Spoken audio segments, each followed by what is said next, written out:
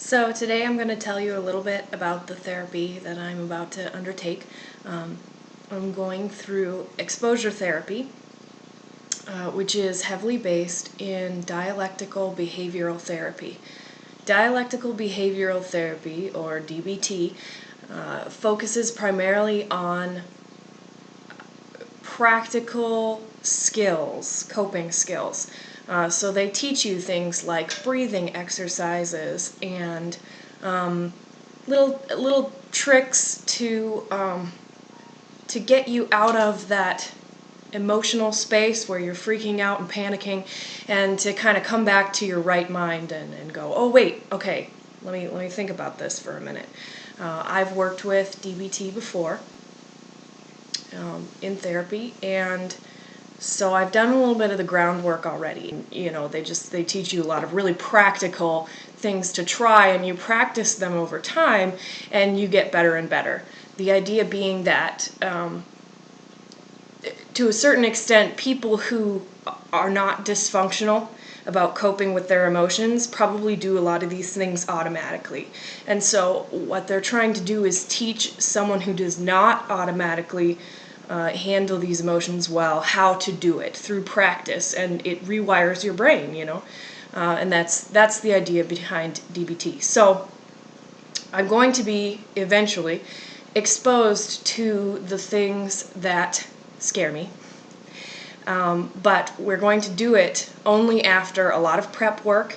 So by the time we get to the point where I'm going to have to face my fears, it's going to be in a safe environment and done in a safe way, where my therapist can trust that there aren't going to be any crazy explosions and nobody's going to get hurt. And so that's the plan. I want to tell you a little bit about my therapist, because I think especially with this therapy, because you have to trust your therapist so much, and because what you're about to go through is very scary, it's very important to have the right person, the right partner to go through this with. And one of the only reasons why I'm willing to go through with this is that I have a really good therapist. I really respect and trust her, and I need that out of somebody who I'm going to go into battle with. And that's really what this is. I am about to face one of the most important and frightening and most difficult battles of my entire life so far, and I want a battle buddy that I can trust, not someone who's just going to pat me on the back and tell me everything's okay. And it's not that she's not nice. She is very nice. She always treats me with respect and kindness and consideration. But more than that, I know that no matter what happens, she is always going to stick to her guns. She never gives in because I'm having a bad time and I try to, that's kind of how therapy sometimes goes. Often the person receiving the therapy will be uncomfortable and they'll try to manipulate the therapist. Oh, come on, can't we do it this way? Or I don't really like this, let's not talk about this.